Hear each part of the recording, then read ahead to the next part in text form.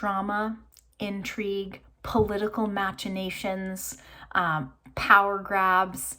This is not the most recent sort of Washington, D.C. thriller kind of a book. This is actually a book in the genre of space opera by James S.A. Corey, which is a pseudonym for two authors.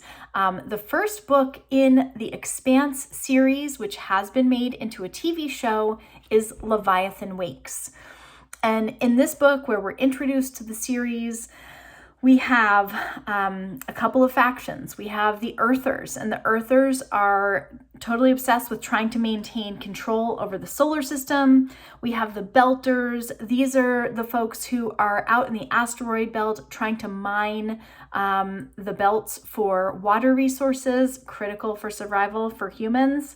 And then we have the Mars Navy, which is sort of that edgy, like wants to seek an independent Mars at any cost, very, very sort of motivated to do that. And in this book, we have sort of some of the really great components of a space opera. So it's a heavy world building book where there's a strong sense of place and the details are solid.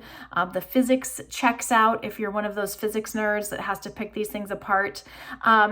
It's definitely fast-paced and action-oriented. There's political drama.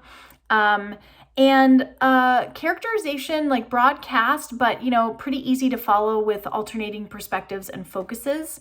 And additionally, there's a little bit of a genre blend because I'm getting from reading some of the information on Novelist and from reviews, I'm getting a strong sense of like a noir detective element. And particularly that's from one of the characters who's Joe Miller. He's a detective at Ceres Station. He's on a case right now that involves a missing Earth heiress and a biotech company. And he's also noticing kind of a surprising downtick in mafia activity in the system right now. His counterpart is Jim Holden.